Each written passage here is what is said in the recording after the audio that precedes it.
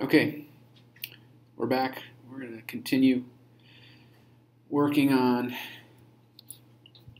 capital structure and restructuring. Let's pop this guy open. So remember, our analysis is built on this assumption that debt is being used to buy back the stock.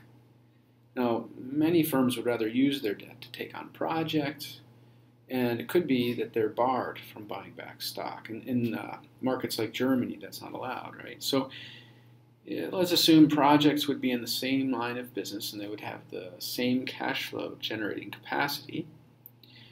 So you'd have very similar EBITDA firm value ratios. The optimal debt ratio would remain unchanged, but the optimal dollar debt would be a much higher number. Notice something too, this analysis is not dependent on any changes in scale. If you double all your numbers, the optimal debt ratio remains unchanged, right? Now, if a business that you get into means that the firm takes on more risk and thus more possibility of negative cash flows, the optimal amount of debt would tend to decrease, right? Now, Tata Motors looks over-levered here, generally. Well, it's possible the company is borrowing money on the basis of the financial strength of the group. So to assess whether there's too little or too much debt, it'd probably be better to, think not just of one business unit inside, right? But look at the overall group's optimal and actual debt ratio. Now, Vale looks over-levered at its current operating income, but it is a mining company and has normalized income that's a bit higher, so it's probably not that worrisome. Okay. Baidu, maybe it's kind of a,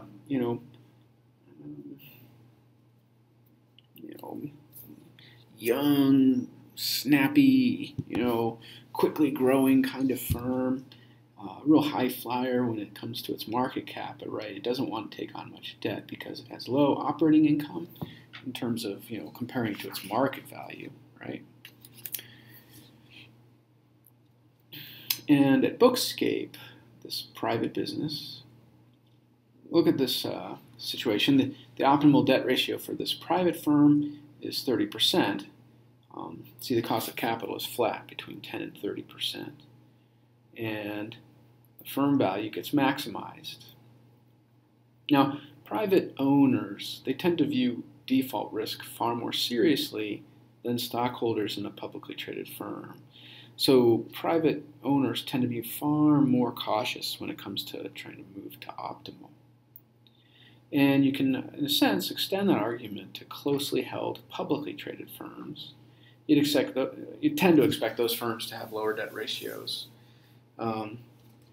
compared to the publicly traded firms that have diverse stockholders. Now, there are limitations, right? The traditional cost of capital approach is a very, very, very powerful tool. In particular, the fact that it leaves the operating income fixed as the ratings and the debt ratios change. It implies that you're ignoring the indirect bankruptcy costs and probably overestimating an optimal debt ratio as a result. Continuing to point 2 with regard to a slightly better approach, here we're just innovating slightly, okay? Taking operating income to look at how it's a function of ratings. So as a firm borrows more and its rating drops, its operating income will drop because of the indirect bankruptcy costs. So we call it the effect of distress. So the way you estimate these values is you look at firms that have been downgraded and you look at how their change in operating income occurred in the next year.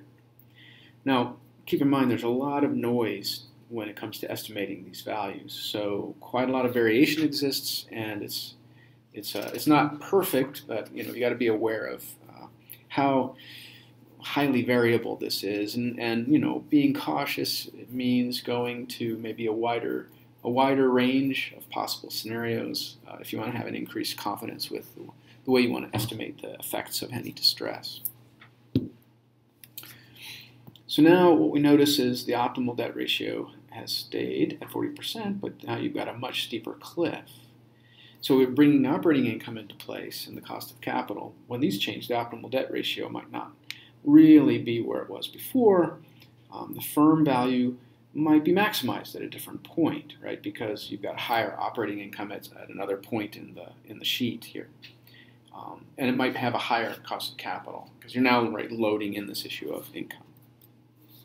Now extending that to the issue of financial services firms, things get complicated, right? Financial firms often don't consider debt to be a source of capital. Rather, right, debt is really a raw material that they use for the production of their products. Now, most banks borrow. What they do is they rely on regulatory capital ratios for their constraints, rather than as a cost of capital minimization kinds of approach. The regulatory capital approach here is described. As the regulatory capital ratios increase, banks have to raise more equity in order to grow. Now, conservative banks will raise more equity than the aggressive banks. Okay? So you look at the financing mix for a bank or a financial service, it basically boils down to equity. In essence, the firm can have too little or too much book equity, and the judgment is made based upon capital ratios, looking at the actual versus the required ratios. Right? And unlike non-financial service firms, debt, of course, can be reduced or increased to change to our new ratio, but financial firms basically have much less flexibility. So what would cause the book equity to vary across time? The main thing, of course, is retained earnings. Profits will increase book equity, and losses will reduce them. Any dividends paid would reduce the book equity. So for banks, the loan losses tend to reduce the book equity quite dramatically.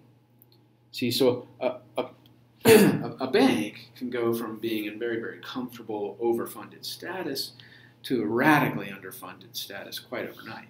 So the issue in this approach is that it's framed by regulatory definitions of what we mean by equity. Now, it turns out preferred stock is usually counted as equity in this situation. And after the crisis of 2008, quite a large debate arose regarding warrants and how they should be counted as book equity. So looking at the financial mix for a bank or financial firm is described here with Deutsche Bank as the case study. I don't have much commentary here. I guess everything on the last slide kind of holds for what this slide's trying to demonstrate. Now, the regulatory minimum strategy is likely to yield high profits and return on equity during the really good times, but it exposes a firm to problems in bad times. Of course, governments might bail out firms when trouble strikes, and so you're handling the downside of this strategy. So a lot of firms who think that they're going to get a bailout are going to tend to move toward this strategy. The self-regulatory strategy is the option for firms that have no overlay or downside protection from an external entity. Actually, for hundreds of years, banks would self-regulate, and that was often with mixed results. There's the resource-intensive approach where you try to examine the risk in your business very carefully, and you make your downside risk assessments. Spend a lot of effort and resources to focus on that risk assessment. There's a combination, of course, where you start with the regulatory minimum, but then add to it based upon how much risk you want in terms of the downside risk. And so that means conservative banks tend to have higher capital ratios than they're really required, which tends to cause a lower return on equity. Note that with zero taxes, the optimal debt ratio goes to zero. Right? The intuition there, if the costs of borrowing and the primary benefits basically disappear, then there's always going to be a net cost to borrowing. So debt is cheaper than equity on a pre-tax basis, and it generally is the case. Why would we not gain from borrowing? Right? The basic answer to that is that the additional debt is going to possibly make debt and equity more expensive, and the ratings will drop and the betas will increase, right?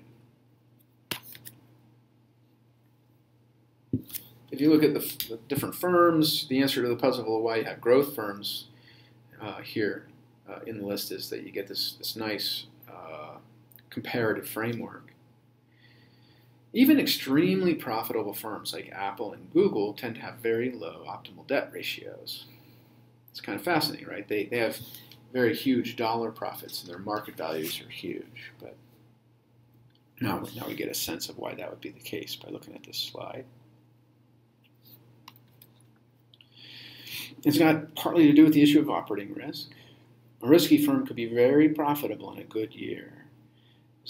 So they think, oh, we're doing great, let's borrow. But that's not a good idea, right? You've got to be very cautious about borrowing on the basis of income because earnings can drop very quickly for a high-growth firm. A couple of extensive points to make on this. So you could pause to just review what this slide's showing us. Now, the cost of equity is determined by equity risk premiums and the cost of debt by the default spread. Remember that. When the equity when the ERP rises relative to the default spreads, you're going to see that firms are going to borrow more. And if the ERP falls relative to default spreads, the firms are going to borrow less.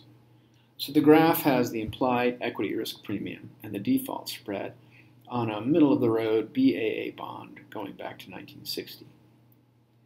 Now you notice they generally move together, but there's some periods of disconnect. Look at the late 1990s. The equity risk premiums dropped relative to default spreads. Firms should have shifted to equity from debt, and the optimal debt ratios should have decreased. Between 2004 and 2007, the default spreads dropped, and the equity risk premiums stayed pretty much constant. That was the golden age, say, for leveraged transactions. In 2008, the risk premia climbed across the board, but the default spreads increased at a very fast pace compared to the equity risk premium. So on a relative basis, the debt became more expensive relative to the equity. And you'd expect the optimal debt ratios to decrease across the board as a consequence. So, say between 2004 and 2007, the default spreads fell while the equity risk premium stagnated. And that's what brought in the leveraged recaps and the buyouts. So let's put this one up and we'll... I'll go to the optimal financing mix task that you should deal with. And just as a note, right, this slide is giving you the steps, replicating what's in the text. The best way to see how capital structure is determined by fundamentals is to try it with that real firm, and some of you have been working on this already, and see how the optimal changes as you change the inputs. So that's enough for now, and I'm going to put this one up on